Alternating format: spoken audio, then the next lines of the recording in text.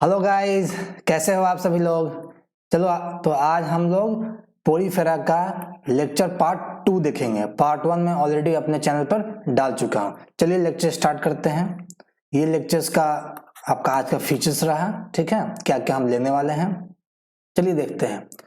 तो आज हम पोरीफेरा में पढ़ेंगे पोरीफेरा के बॉडी के बारे में कि उनके बॉडी में कौन कौन से पार्ट्स होते हैं। तो कॉपी कलम लेके बैठिए, ध्यान से सुनिएगा, ठीक है। चलिए स्टार्ट कर देते हैं। तो आप क्या पाएंगे कि पोरीफेरा के बॉडी सरफेस पर बहुत सारे छोटे छोटे छिद्र होते हैं जिसको पोर्स कहते हैं, और उसी को हम लोग ओस्टिया भी कहते हैं, ठीक है। जैसे कि आप राइट साइड डायग्राम में देख पाएंगे कि मैंने लेबलिंग कर रखा है, ये जितने भी पोर्स है बॉडी के सरफेस पर, इनको क्या बोलते हैं, ओस्टिया कहते हैं। क्लियर हो गया, आई बात समझ में। दूसरा बात, अगर ये पोर्स है तो क्यों है, क्या काम है इसका। तो काम इसका ये है, ये पोर अलाउ करता है वाटर का एंट्री पोरीफेरा के अंदर। कैसे, देख लो, ये पोर है तो यहाँ ये आउटसाइड है, ये इनसाइड है, तो क्या होगा, पानी बाहर से अंदर ऐसे आएगा, ठीक है। स्क्रीन पर ध्यान दीजिए सारे बच्चे, पानी जो है बाहर से अंदर आएगा, इसी ओस्टिया पोर के थ्रू आता है, ठीक है। क्लियर हो गया, आई बात समझ में, दिक्कत तो नहीं किसी को। चलिए आगे बढ़ते हैं। दूसरा पार्ट इसका है स्पोंजोसील। आप डायग्राम में देख सकते हैं, यहां पर लिखा हुआ है स्पोंजोसील। इसी का दूसरा नाम है पैरागैस्ट्रिक कैविटी, ठीक। आया बात समझ में, ये दूसरा पार्ट बॉडी का हो गया। ये जो दूसरा पार्ट है, ये आप देख पाएंगे एक होलो ट्यूब के समान है। ये क्या है, होलो ट्यूब के समान, याद रखिएगा, होलो ट्यूब के समान है। यहां तक समझ में आ गया, दिक्कत नहीं है।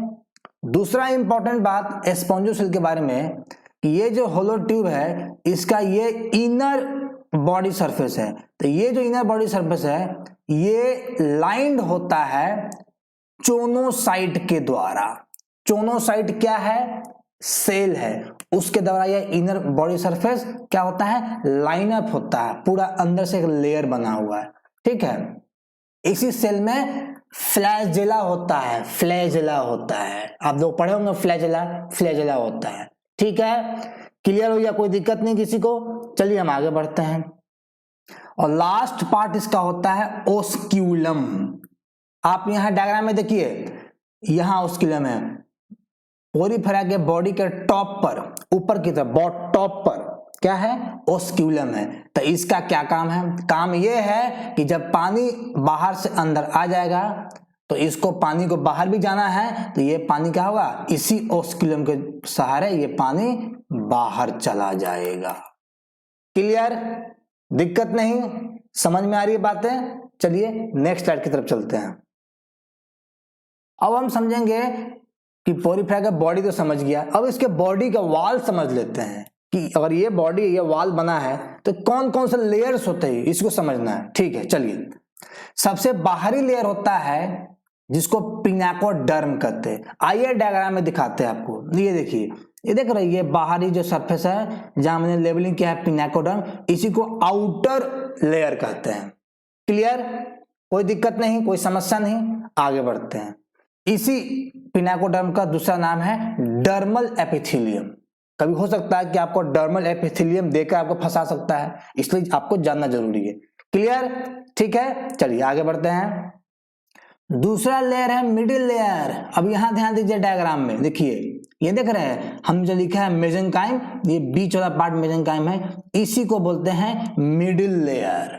क्लियर, यहां तक कोई समस्या नहीं, दिक्कत नहीं, आगे बढ़ते हैं। एक इंपॉर्टेंट पॉइंट लिख लीजिए मेसेंकाइम में, इसी मेसेंकाइम में पोरीफेरा का स्केलेटन सिस्टम यहीं से बनता है, ये पॉइंट लिख लीजिए। यहां तक क्लियर हुआ, आगे बढ़ते हैं। चलिए, सबसे अंदर का लेयर जो है उसका नाम है चोनोडर्म।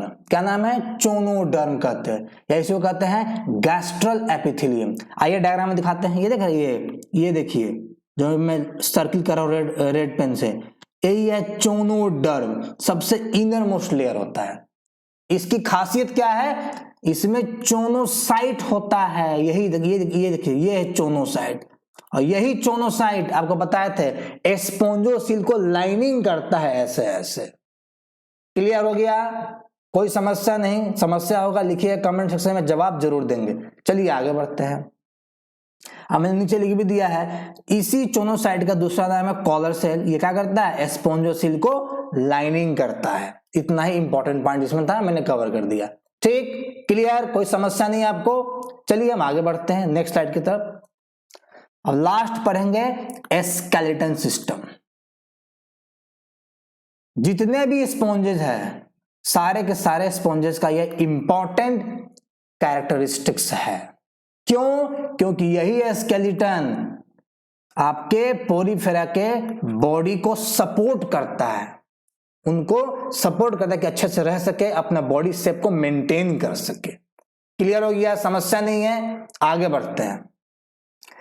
अभी मैंने बताया कि यह स्केलेटन सिस्टम कहाँ है? मेसेनकाइम में पाया जाता है, जो कि इनके बॉडी का मिडिल लेयर है। यहां देखिए मेसेनकाइम।